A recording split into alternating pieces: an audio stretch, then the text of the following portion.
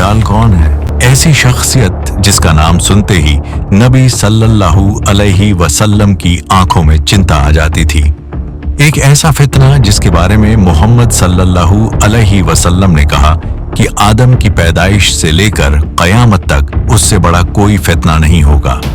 अगर एक दिन पूरी दुनिया में ऐसा आदमी आ जाए जो आसमान को बारिश का हुक्म दे और बारिश होने लगे, जमीन को कहे फसल उगाओ और खेत लहलहाने लगे, लोग उसकी ताकत देखकर उसे नबी मान ले, फिर वह खुद को खुदा कहने लगे, क्या इंसानियत उस धोखे को पहचान पाएगी या पूरी दुनिया उसके पीछे चल पड़ेगी? यही वह कहानी है जिसे इस्लाम में मसीह दज्जाल कहा गया है। दज्जाल कौन होगा? हदीसों के मुताबिक दज्जाल एक इंसान होगा, लेकिन बहुत बड़ा धोखेबाज। उसका एक आंख खराब होगी और उसकी पेशानी पर काफिर लिखा होगा, जिसे हर सच्चा मोमिन पढ़ सकेगा। नबी सल्लल्लाहु अलैहि वसल्लम ने बार बार अपनी उम्मत को उसके फितने से सावधान किया, क्योंकि वह लोगों को चमत्कारों से धोखा देगा। लेकिन यहाँ एक सवाल पैदा होता है, अगर वह इतना बड़ा झूठा होगा तो लोग उसके पीछे क्यों चलेंगे? जवाब हदीसों में ही मिलता है, क्योंकि उस समय दुनिया में फसाद, डर और भूख बहुत ज्यादा होगी और लोग किसी भी ऐसे शख्स की तरफ भागेंगे जो उन्हें राहत देने का दावा करे। दज्जाल कहां से निकलेगा?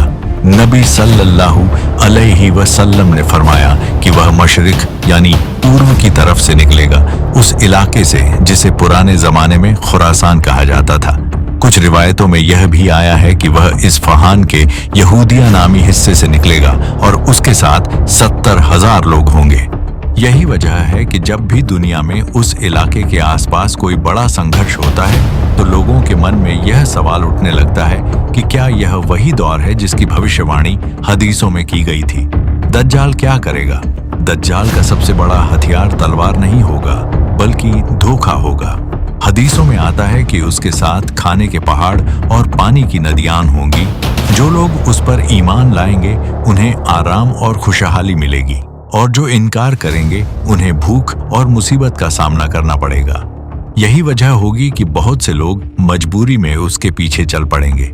अब यहाँ एक और सवाल पैदा होता है, अगर वह पूरी दुनिया घूमेगा तो क्या कोई जगह होगी जहां उसका असर नहीं पहुंचेगा? कौन सी जगहें उससे सुरक्षित होंगी? हदीसों के मुताबिक वह पूरी दुनिया में जाएगा, लेकिन 2 शहर ऐसे होंगे जहां वह कभी दाखिल नहीं हो सकेगा, मक्का और मदीना। नबी सल्लल्लाहु अलैहि वसल्लम ने फरमाया कि इन शहरों के हर रास्ते पर फरिश्ते तलवार लेकर पहरा देंगे और दज्जाल को अंदर नहीं आने देंगे। जब वह मदीना के पास पहुंचेगा तो शहर 3 बार कांपेगा और उसमें छिपे हुए सारे मुनाफिक बाहर निकलकर उसके पास चले जाएंगे। उसका द्वार कितना लंबा होगा और वह समय कैसा होगा? हदीस में आता है कि दज्जाल 40 दिन तक दुनिया में रहेगा, लेकिन वे 40 दिन सामान्य नहीं होंगे।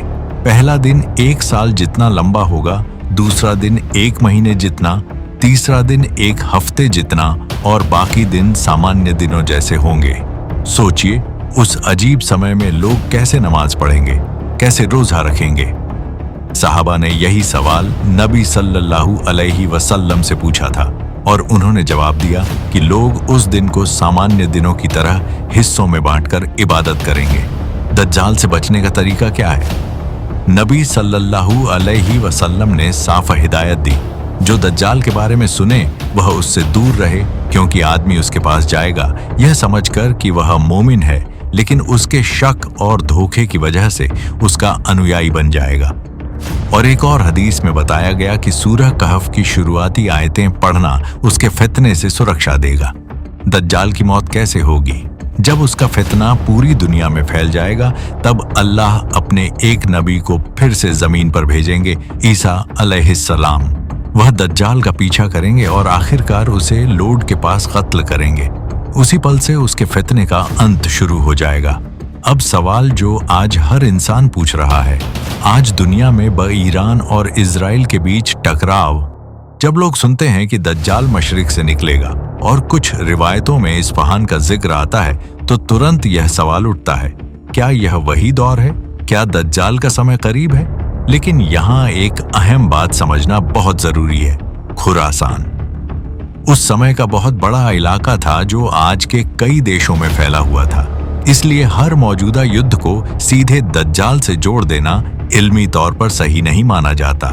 इतिहास में भी इस क्षेत्र में कई युद्ध हुए हैं, लेकिन दज्जाल प्रकट नहीं हुआ। इसलिए अंतिम जवाब यह है, क्या आज का ईरान इजराइल फिलिस्तीन संघर्ष दज्जाल की निश्चित निशानी है? नहीं, यह कहना सही नहीं कि यही वही दौर है। हालांकि यह सच है कि दुनिया में बढ़ती अराजकता और संघर्ष हमें याद दिलाते हैं कि नबी सल्लल्लाहु अलैहि वसल्लम की चेतावनियां कितनी गंभीर थीं।